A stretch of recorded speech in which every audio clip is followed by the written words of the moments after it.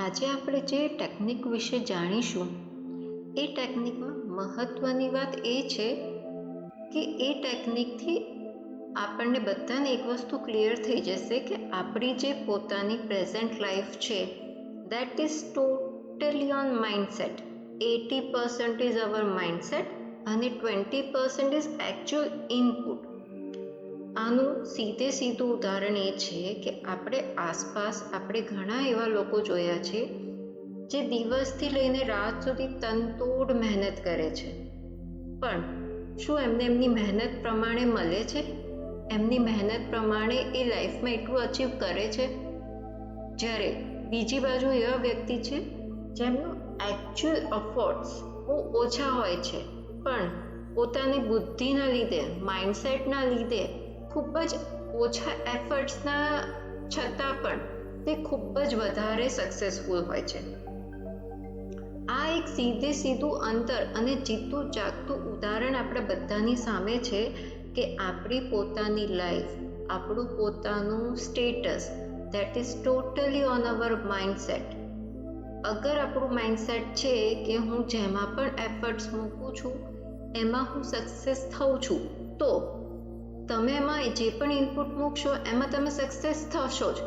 પણ સામે તમારું બીજી તરફ માઇન્ડસેટ એવું છે કે હું તો ગમે તેટલી મહેનત કરી રહું તો પણ મને ધાર્યું પરિણામ નથી મળતું, તો તમારી સામે એ જ વસ્તુ આવવાનું છે. કારણ કે આપણું જે માઇન્ડસેટ છે એ આપણા થોટ્સના આધારે છે, અને થોટ્સનો જે નિયમ છે that is like attract like. એક નેગેટિવ થોટ આવ્યો તો એ નેગેટિવ થોટની આજુબાજુના બીજા 10 નેગેટિવ થોટ સાથે આવી જશે આપણા માઇન્ડમાં, અને આપણું માઇન્ડ એ દિશામાં વળી જશે. એવી રીતેનું માઇન્ડસેટ સર્જાશે, એવી રીતેના જ આપણા જીવનમાં અનુભવો આવવા લાગશે.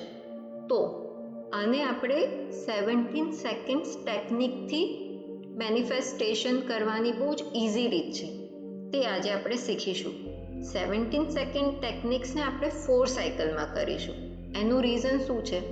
17 સેકન્ડ માટે આપણે કોઈ એક થોટ કર્યો, રાઈટ? એક એક્ઝામ્પલથી સમજો. સપોઝ તમે એક થોટ કર્યો કે મારે કોમ્પિટિટિવ એક્ઝામ ક્લિયર કરવી છે, પણ બીજી સેકન્ડે થોટ આવ્યો એ તો બહુ ટફ છે, એમાં બહુ બધા લોકો અપિયર થતા હોય છે, લાખો કરોડો લોકોમાં હું કેવી રીતે ક્લિયર કરી શકીશ? સો ફર્સ્ટ થોટ વોઝ કે મારે કોમ્પિટિટિવ એક્ઝામ આપવી છે, પણ એના રિલેટેડ બીજા 3 થી 4 નેગેટિવ થોટ્સ એની સાથે આવી ગયા, જે આપણને એ તરફ જવા માટે રોકી રહ્યા છે, આપણને આપણા કમ્ફર્ટ ઝોનથી બહાર નીકળવા માટે રોકી રહ્યા છે.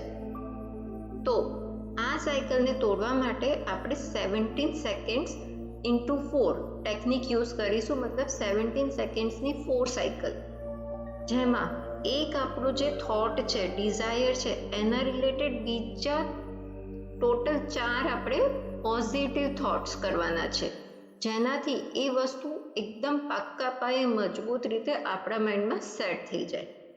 કેવી રીતે? દેખો, ફર્સ્ટ 17 સેકન્ડ્સ તમારે વિચારવાનું છે તમારું ડિઝાયર, તમારે જે લાઈફમાં અચીવ કરવું છે એને વિઝ્યુઅલાઇઝ કરો કે એ એઝ ઇફ થઈ ગયું છે, યુ હેવ અચીવ્ડ દેટ.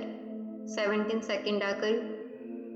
બીજી 17 seconds feel the gratitude for that, એના માટે આભાર વ્યક્ત કરો.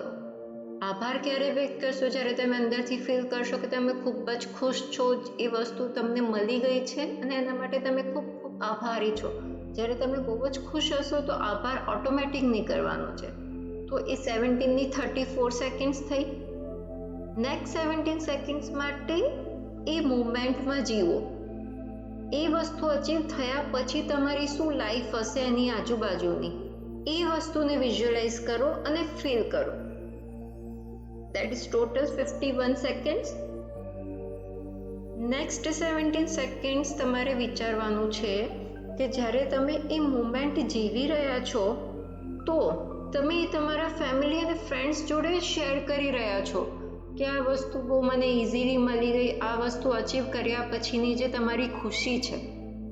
એ અચીવ કરવા માટેના જે રસ્તા હતા અને આપણને કોઈ પણ વસ્તુ, આપણે સપોઝ કોઈ એક્ઝામ ક્રેક કરી કે જોબ ઇન્ટરવ્યૂ ક્રેક કર્યું કે કોઈ આપણે નવો બિઝનેસ સ્ટાર્ટ કર્યો અને એમાં આપણને સફળતા મળી, તો આપણે કેટલા ખુશીથી એ આખો પ્રોસેસ આપણા ફેમિલી અને ફ્રેન્ડ્સમાં શેર કરતા હોઈએ છીએ. બસ સેમ એ વસ્તુ તમારે પ્રેઝન્ટ મુમેન્ટમાં ફીલ કરવાની છે, જીવવાની છે વિથ ધી કોમ્યુનિકેશન વર્ડ્સ. તમને વર્ડ્સ, એ સંવાદ બી સાંભળવા જોઈએ. તમે શું કહી રહ્યા છો, સામેવાળા શું રિએક્ટ કરી રહ્યા છે, એવરીથિંગ શુડ બી લાઈક, મતલબ આપણી સામે એક પિક્ચર ચાલી રહ્યું છે પ્રેઝન્ટ ટેન્સમાં. તમે પોતે એ મૂવીના મેઇન કિરદાર છો અને તમારી ઇર્દ ગિર્દ એ બધું રચાઈ રહ્યું છે. Same thing you have to feel. અને હા, એ દરેક વખતે 17 સેકન્ડ્સનું ટાઈમર લગાવવું ખૂબ જ જરૂરી છે. એનું કારણ શું છે? ફર્સ્ટ 17 સેકન્ડ્સ તમે વિચાર્યું કે તમે જે પણ ઈચ્છો છો એ તમને મળી ગયું છે. હવે બીજી 17 સેકન્ડ્સ, મતલબ કે 34 સેકન્ડ સુધી પહોંચતા સુધીમાં પોસિબલ છે કે ફર્સ્ટ ટાઈમ તમને એના રિલેટેડ કોઈ નેગેટિવ થોટ આવે, તો એ નેગેટિવ થોટમાં તમે ઊંડા ના ઉતરો, ભટકી ના જાઓ, તેના માટે ટાઈમર લગાવવું જરૂરી છે.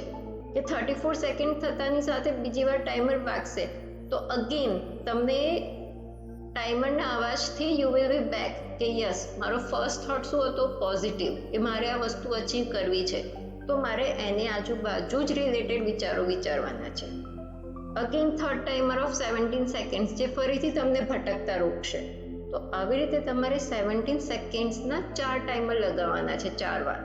શરૂમાં ટાઈમર વિલ બી હેલ્પફુલ, કે તમને થોટ પ્રોસેસમાં હેલ્પ કરશે, નેગેટિવ થોટ્સ તરફ જશો પણ એ અટકાવશે, બિકોઝ થોટ્સ આવવા સ્વાભાવિક છે. ફર્સ્ટ ડેથી બિલકુલ નેગેટિવ ના આવે ને સીધા પોઝિટિવ આવે, પોસિબલ નથી. એટલા માટે 17 સેકન્ડના 4 વાર ટાઈમર લગાવો. દરેક વખતે પોઝિટિવ થોટ રહો તમારા ડિઝાયરને રિલેટેડ. આ વસ્તુ એક્સપેરિમેન્ટ કરી જુઓ, તમારો માઇન્ડસેટ ચેન્જ થશે અને માઇન્ડસેટ ચેન્જ થતાની સાથે તમે એ મુમેન્ટમાં જીવવા લાગશો. અને જ્યારે તમારું માઇન્ડસેટ એ મુમેન્ટમાં જીવવા લાગશે તો ઓટોમેટિકલી યુનિવર્સ તમારા માટે એ ટાઈપના પ્રસંગો ઊભા કરશે જે તમને તમારા ગોલ અચીવમેન્ટ માટે બહુ ઇઝી વે બનાવી દેશે. આપના અનુભવો મને જરૂરથી કમેન્ટમાં જણાવશો. હંમેશા પોતાના અને બીજાના માટે સારું વિચારો, કારણ કે આપણે જે દુનિયાને આપીએ છીએ તે અનેક ગણું થઈને આપણી પાસે આવે છે. વિડીયો પસંદ આવ્યો હોય તો વિડીયોને લાઈક કરજો અને ચેનલને સબસ્ક્રાઈબ કરજો. આશા રાખું છું આ વિડીયોથી આપને પ્રેરણા મળી હશે. આપનો કિંમતી સમય આપવા બદલ અને મને સાંભળવા બદલ આપનો ખૂબ ખૂબ આભાર. ફરી મળીશું નેક્સ્ટ વિડીયોમાં.